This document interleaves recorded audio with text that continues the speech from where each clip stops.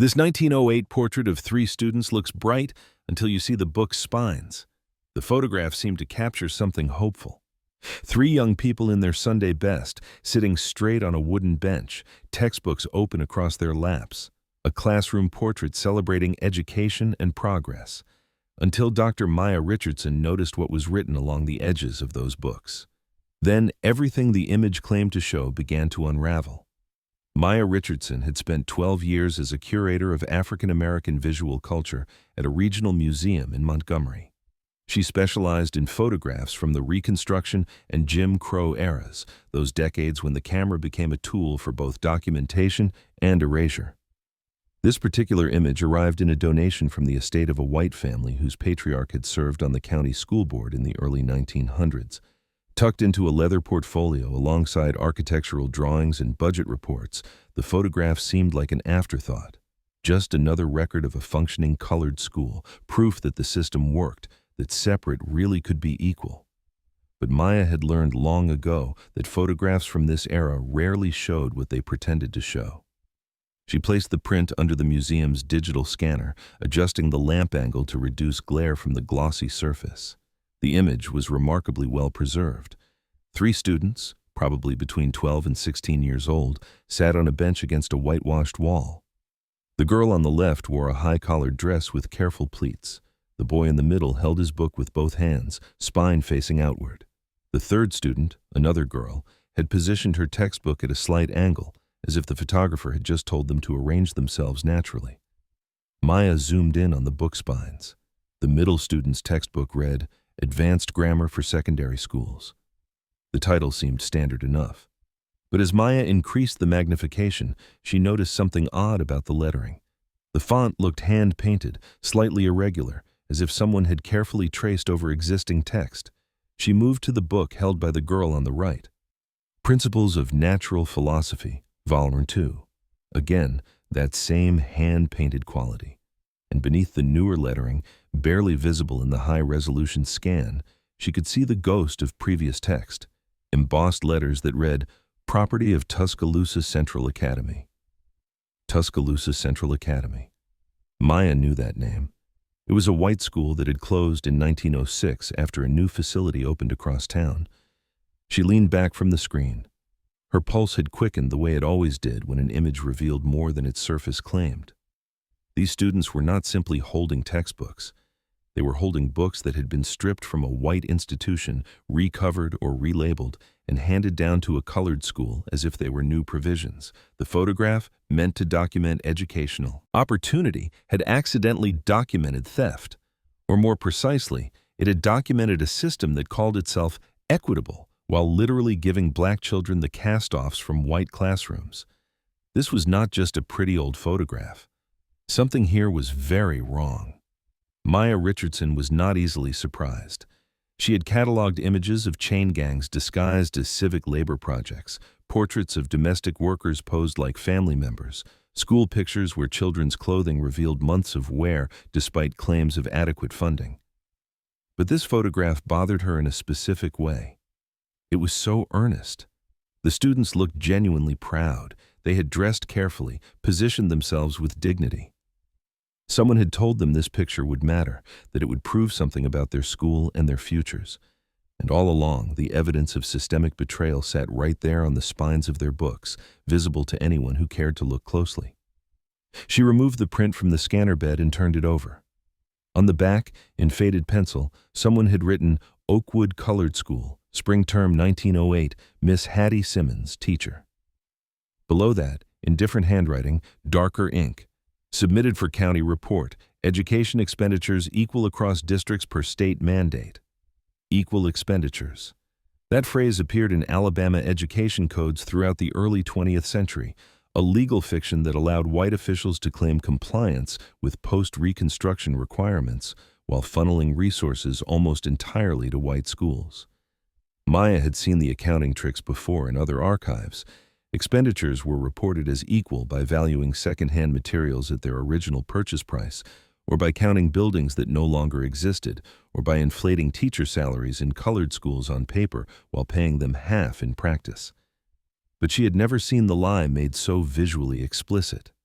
The photograph itself was the evidence.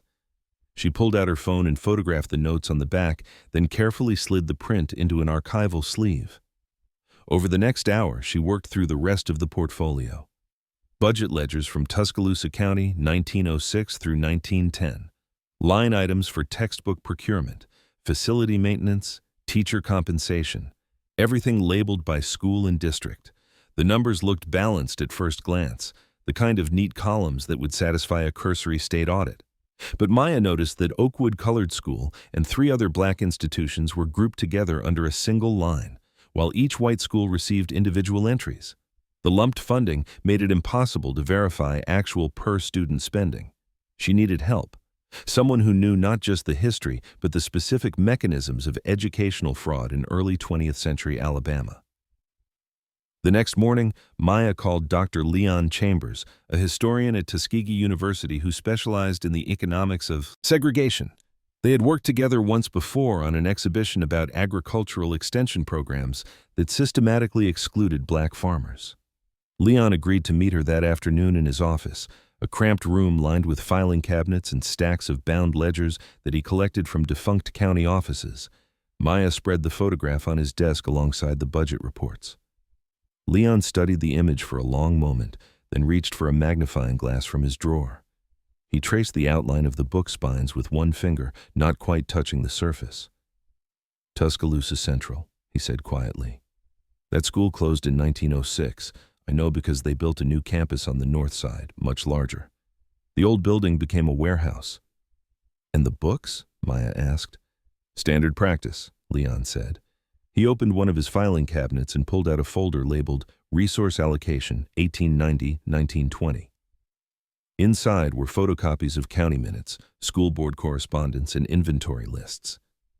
He flipped to a page dated January 1907. Here, Tuscaloosa County Board of Education, resolution to redistribute surplus educational materials from closed or upgraded facilities to schools in need of instructional resources. He looked up at Maya. They never said white schools to colored schools. They did not have to. Everyone understood. He pointed to another document, a letter from a county superintendent to the state education office. The superintendent reported that all schools in his district had received adequate textbooks in line with curriculum standards. The letter included a table showing book counts per school. Oakwood Colored School, 47 textbooks for 89 students. Tuscaloosa Central, the new white school, 312 textbooks for 156 students. So they would give black schools just enough cast-offs to claim compliance, Maya said. Exactly, Leon replied. And if the books were damaged or outdated, they'd recover them, relabel them, sometimes even cross out publication dates. That way, on paper, it looked like new procurement. He tapped the photograph. What's unusual here is that someone let these students hold the books with spines visible. Usually in school portraits from this era, especially ones meant for official reports, the books would be closed or face down. Whoever took this photo either did not notice the problem or did not think anyone would look that closely. Maya thought about that. The photographer might have been an outsider, brought in specifically to document the colored school for the county report. Someone who understood composition, but not the politics of what they were capturing. Or maybe the photographer did notice and left the detail visible on purpose. A kind of quiet sabotage, embedding evidence in an image that was supposed to lie. She asked Leon about Miss Hattie Simmons, the teacher named on the back of the print. He did not recognize the name immediately, but he suggested checking the Tuskegee archives. Many black teachers in rural Alabama during that period had attended Tuskegee Normal School, and the university kept extensive records. Over the next 2 weeks, Maya made 3 trips to Tuskegee. She found Hattie Simmons in a ledger from the class of 1904, one of 18 women who completed the teaching program that year. Her student file included a brief autobiography required for graduation. Hattie had grown up in Greene County, daughter of a blacksmith and a midwife. She wrote about wanting to bring learning to children who have been told they are not worth the teaching. After graduation, she took a position at Oakwood Colored School, a one-room building that served children from 5 surrounding farms. Maya also found letters Hattie had written to the school's principal over the years, part of a collection donated by the principal's grandson. In one letter, dated 1907, Hattie described the condition of the books she had received that fall. They arrived in crates marked surplus, many of torn pages. The arithmetic texts are from 1891, 16 years old. The history books stop at the Spanish-American War, nothing about the world we live in now. I have done what I can to repair them, but the children deserve better. In another letter from 1909, Hattie mentioned the photograph directly. The county man came last week with a camera. He wanted a picture of the students with books to show the state. I told the children to dress well and hold themselves proud. They did. When I saw the print, I felt both joy and shame. Joy because my students looked as fine as any. Shame because I know what those books really are. That line stayed with Maya. Joy and shame held together in a single image. Hattie Simmons understood exactly what was being documented. She participated because the alternative, refusing the photograph, would have meant invisibility. At least this way, there was proof that her students existed, that they wanted to learn, that they deserved to be seen. Even if the books they held were lies. Maya began researching the broader context of Alabama education funding in the early 1900s. She drove to the state archives in Montgomery and requested files on school expenditures for 1905 through 1915. The records painted a clear picture. During that decade, the state allocated roughly $12 per white student per year and $2 per black student, but even that $2 was largely fictional. When she cross-referenced actual spending, teacher payroll, and material purchases, the real number for black schools was closer to 50 cents per student. The mechanisms for hiding this disparity were sophisticated. Budgets would list Negro schools as receiving funding for facility improvements. But the improvements never happened. Money would be transferred between line items, disappearing into white schools under vague categories like emergency repairs or curriculum development. Textbook procurement was especially opaque. Counties would report purchasing hundreds of books for colored schools, but the invoices, when they existed at all, showed payment to white schools for surplus inventory. The colored schools were buying their own hand-me-downs, and the money went right back into the white system. Maya found evidence of this practice across multiple counties: Madison, Montgomery, Jefferson, Mobile. Everywhere she looked, the pattern repeated. White schools would upgrade to new textbooks every 3 to 5 years. The old books would be stamped withdrawn or surplus, then sold to colored schools at a fraction of original cost. Sometimes they would be recovered with plain fabric or cardboard, hiding the original school's name. Sometimes they would just be handed over as is, the assumption being that black students should be grateful for anything at all. She also found something else in the Montgomery archive. A memo from the state superintendent of education, dated 1908, the same year as the Oakwood photograph. The memo instructed county officials to ensure photographic documentation of Negro schools for purposes of demonstrating compliance with equitable education statutes. It went on to recommend images showing students engaged in learning activities, with particular attention to classroom materials and teacher qualifications. The photograph of the 3 Oakwood students was not an accident. It was part of a coordinated effort to create visual proof of equality where none existed. And it had almost worked. For more than a century, this image sat in a portfolio alongside budget reports, a piece of evidence supporting the claim that Alabama's segregated system provided fair education to all children. No one had looked closely at the book spines. No one had asked what those titles meant, where they came from. Until now. Maya contacted the current principal of what had once been Oakwood School, now a community center serving the same rural area. She explained what she had found and asked if anyone in the community had stories about the old colored school, about Hattie Simmons, about what education looked like in 1908.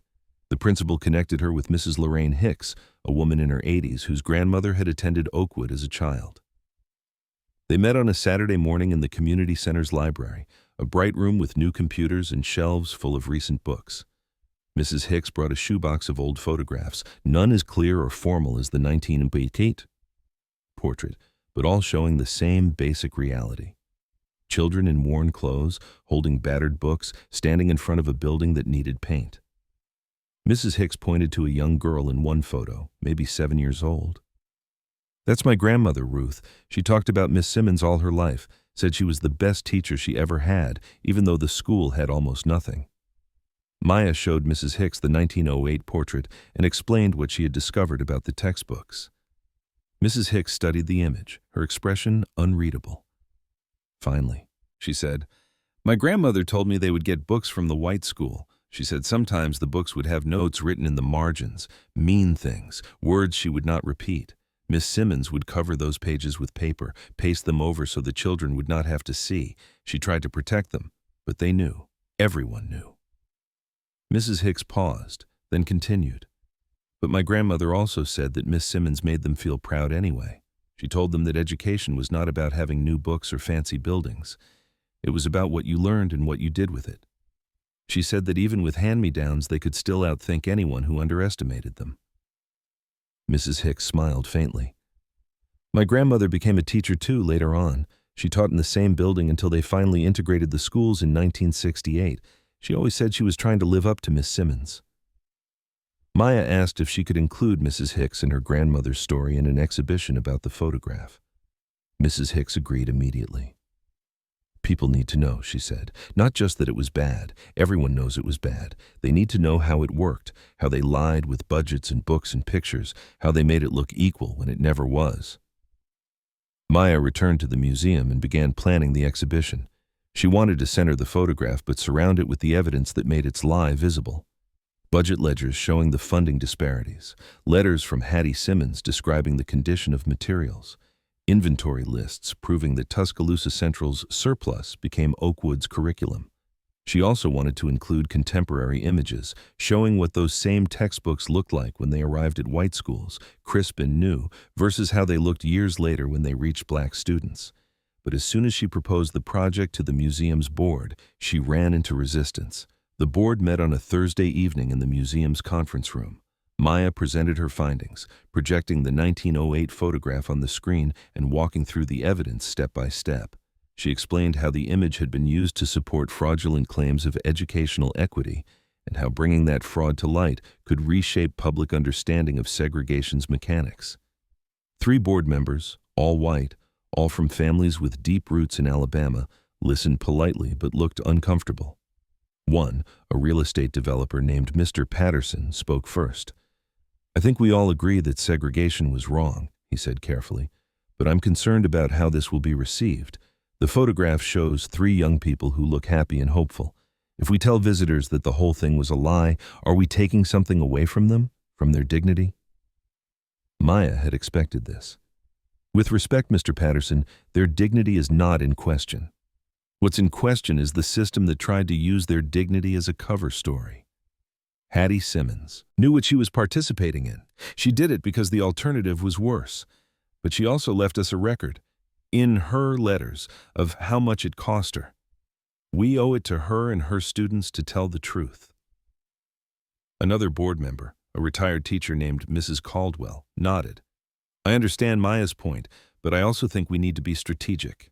We have donors whose families were involved in the old county school boards. If we publicly accuse those boards of fraud, we risk losing support.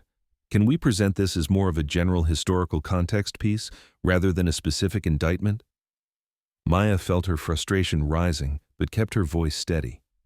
"The whole point is that it is specific. This is not abstract history.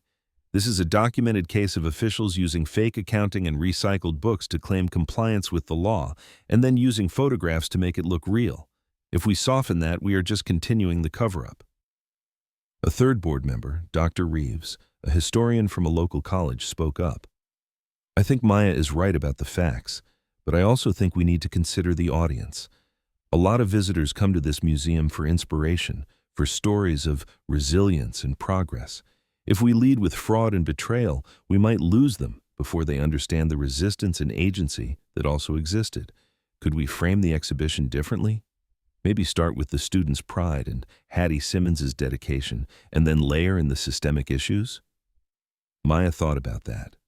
She understood the impulse to protect the audience, to make difficult history easier to absorb, but she also knew that soft framings often became erasures.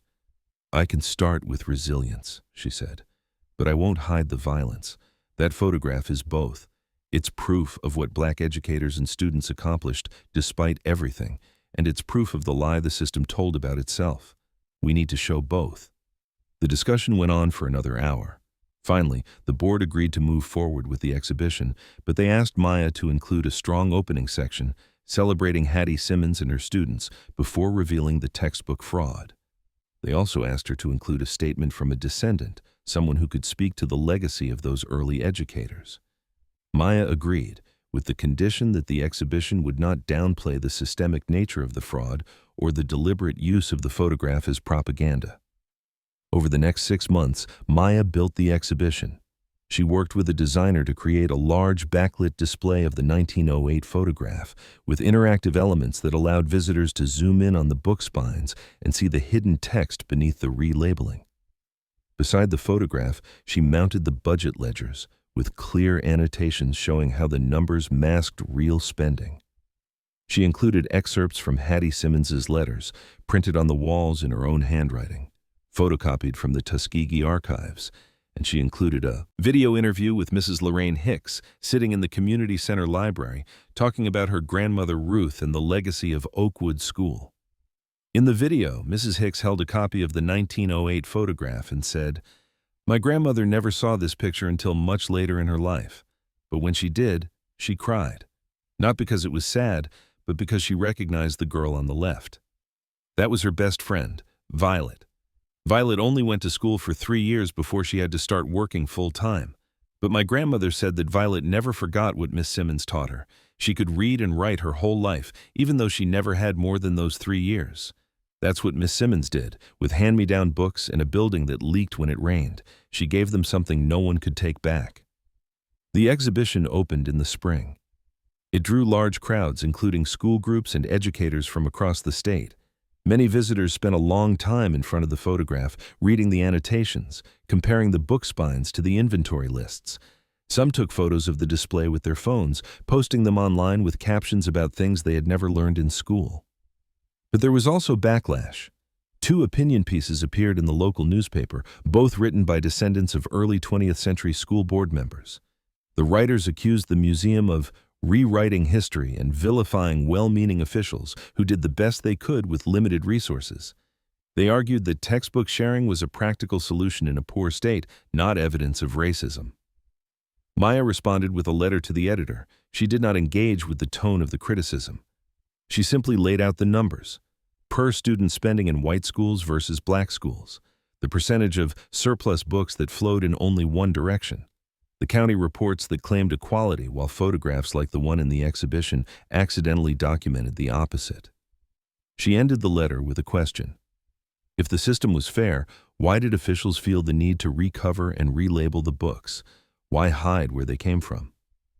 The letter sparked a wider conversation. Other historians and educators chimed in with their own research, pointing to similar patterns in other states. A graduate student at the University of Alabama wrote a thesis examining textbook distribution across the South during the Jim Crow era, using the Oakwood photograph as a central case study.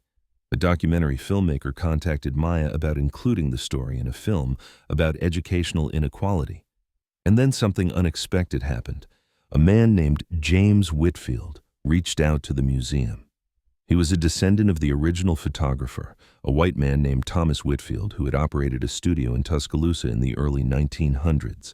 James had found a box of his great-grandfather's negatives in an attic and wanted to know if the museum would be interested.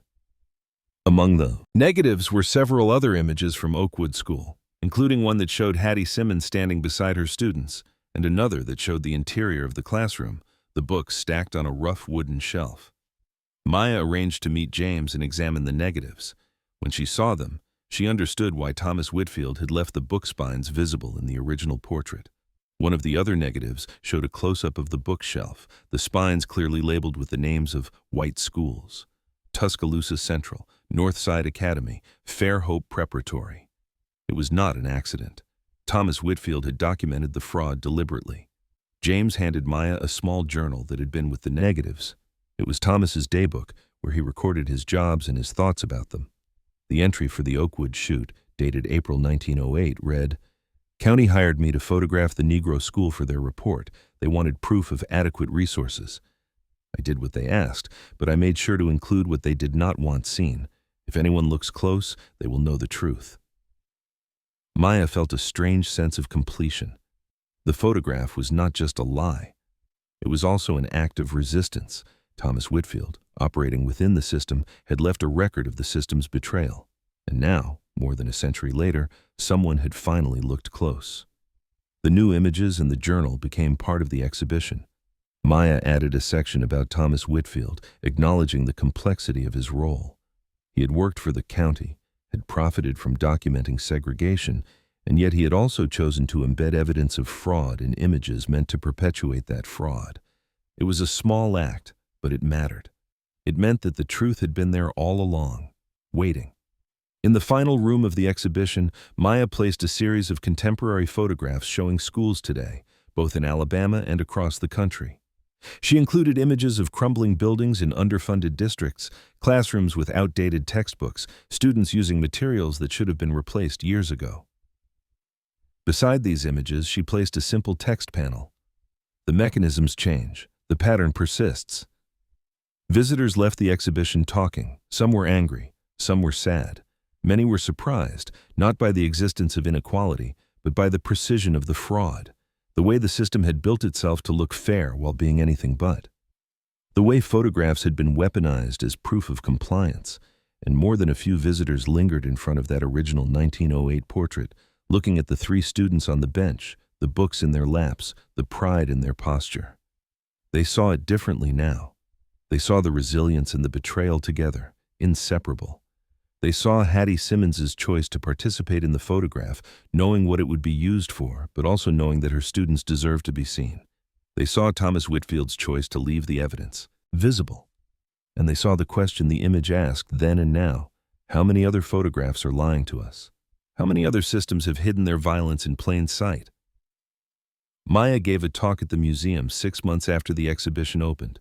She stood in front of the photograph, the one she had spent so long learning to read, and told the audience about the process of discovery. She talked about the moment she noticed the book spines, the moment she found Hattie Simmons's letters, the moment Mrs. Hicks described her grandmother crying over a picture she had not known existed. She talked about Thomas Whitfield's journal entry, the deliberate act of embedding truth in an image meant to lie. And then she said something that stayed with everyone who heard it. We treat old photographs like they are innocent, like they just show what was there. But every photograph is a decision. Someone decided what to include, what to leave out, where to stand, when to click. And in systems built on inequality, those decisions are never neutral. This photograph of 3 students with textbooks was supposed to prove that separate could be equal. Instead, if you look closely, it proves the opposite. The books they hold are evidence of theft. The pride on their faces is evidence of resistance. The fact that the image was used in a county report is evidence of fraud. All of it is there, in the same frame. All we have to do is look. The exhibition ran for a year, then traveled to 3 other museums across the South. At each stop, local researchers added their own examples, their own photographs that revealed more than they were supposed to. A portrait of sharecroppers holding tools marked with plantation names. A school photograph showing children in clothes too small, despite reports of adequate clothing funds. A church directory with names crossed out, evidence of members who had left under pressure. Each image, on its own, looked ordinary. But examined closely, contextualized carefully, each one became a piece of evidence. Proof that the official story was not the only story. Proof that the people who lived under these systems knew exactly what was happening, and sometimes left records, subtle and deliberate, for someone else to find. Maya continued her work, cataloging and researching images from the Jim Crow era. But she never forgot the Oakwood photograph. It sat on her desk, a small print in a simple frame, the 3 students looking out at her. She thought about them often. The girl on the left, who might have been Violet, Ruth's best friend. The boy in the middle, whose name she never found. The girl on the right, holding her book at that careful angle. She thought about them dressing that morning, preparing to have their picture taken, to be documented, to matter. And she thought about Hattie Simmons, standing just outside the frame, watching as the photographer arranged the composition, knowing that the image would be used to lie about her school, her work, her students' worth, but also knowing that this might be the only time anyone looked at these 3 young people and saw them as students, as scholars, as human beings who deserved to learn. The photograph was both a lie and the truth. And learning to see both, to hold both at the same time, was the only way to understand what segregation really was. Not just separate, not just unequal, but deliberately, systematically fraudulent, built on mechanisms designed to hide themselves, sustained by photographs that claimed to show one thing while quietly documenting another. Old photographs are not neutral. They never were. They are evidence, if we learn to read them. And the three students at Oakwood School, sitting with their second-hand books in 1908, are still teaching us, still showing us what resistance looks like when you have no choice but to participate in your own erasure. They sat with dignity. They held those books like they mattered. And more than a century later, someone finally saw what the book's spines had been saying all along.